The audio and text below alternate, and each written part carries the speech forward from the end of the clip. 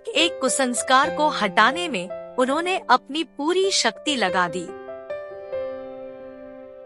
नारी उत्पीड़न को दूर करने और उनके जन्मजात अधिकारों को दिलाने के लिए उन्होंने एड़ी चोटी का पसीना एक किया। लोगों के नैतिक चरित्र गठन और धार्मिक विकास द्वारा सामाजिक उन्नति करने की कोशिश करने वाले ये महान समाज सुधारक थे राजा राम मोहन राय।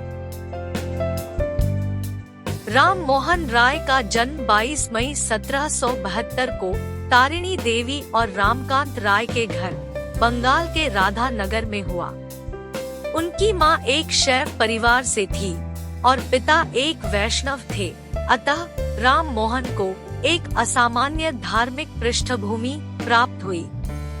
रूढ़िवादी युग में एक ब्राह्मण परिवार में जन्मे राम मोहन सामाजिक बुराइयों और धार्मिक पूर्वाग्रहों के बीच बड़े हुए।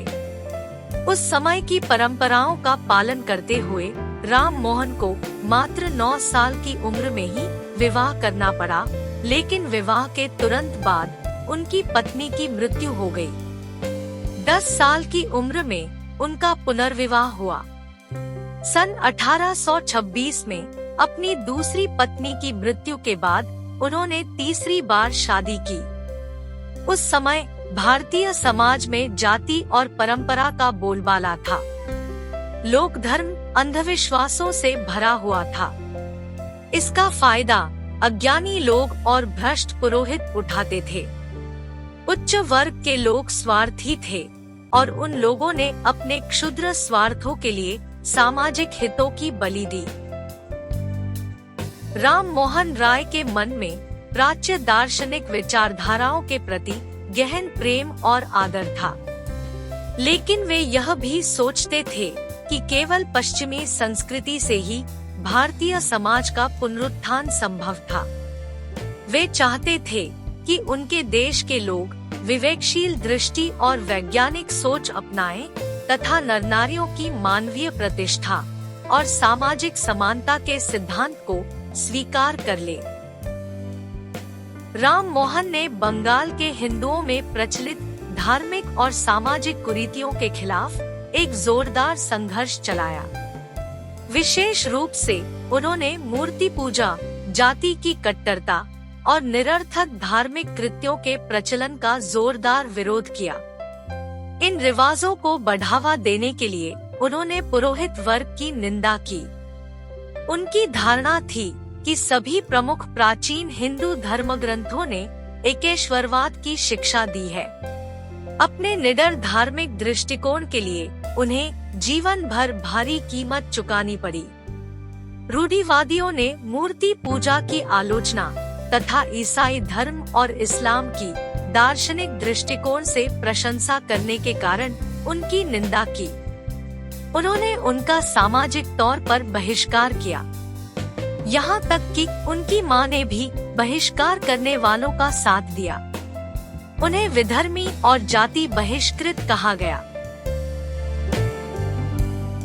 सन 1828 में उन्होंने ब्रह्मा सभा नाम की एक नई धार्मिक संस्था की स्थापना की, जिसको बाद में ब्रह्मा समाज कहा गया।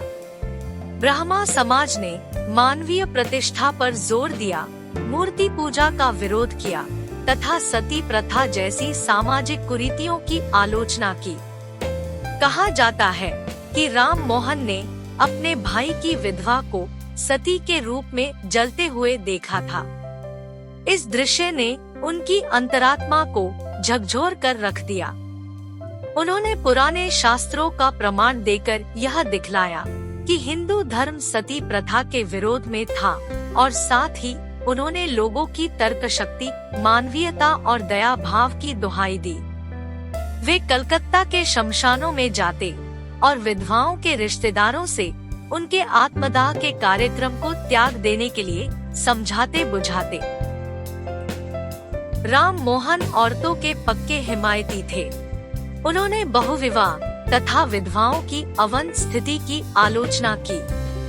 औरतों की स्थिति को सुधारने के लिए उन्होंने मांग की कि उन्हें विरासत और संपत्ति संबंधी अधिकार दिए जाएं। राम मोहन आधुनिक शिक्षा के सबसे प्रारंभिक प्रचारकों में से थे। वे आधुनिक शिक्षा को देश में आधुनिक विचारों के प्रचार का प्रमुख साधन समझते थे। एक स्वतंत्र और पुनरुत्थानशील भारत का स्वप्न उनके चिंतन और कार्यों का मार्गदर्शन करता था। कम ही लोग जानते हैं कि राम मोहन के नाम के साथ राजा शब्द तब जुड़ा जब दिल्ली के तत्कालीन मुगल शासक बादशाह अकबर द्वितीय ने उन्हें राजा की उपाधि दी। अकबर द्वितीय ने ही सन 1830 में उन्हें अपना दूत बनाकर इंग्लैंड भेजा। 27 सितंबर 1833 को इंग्लैंड में मेनिंजाइटिस से पीड़ित होने के बाद उनकी मृत्यु हो गई। आधुनिक भारत के निर्माता राजा राम मोहन राय ऐसे बहुआयामी समाजसेवी थे जिन्होंने अकेले दम पर सदियों से रूढ़ियों में जकड़े भारतीय समाज के सुधार के लिए विभिन्न क्षेत्रों में काम किया। जब भी आधुनिक भारत की चर्चा होगी तो उनका नाम सदैव बड़े सम्मान के साथ लिया जाता रहेगा।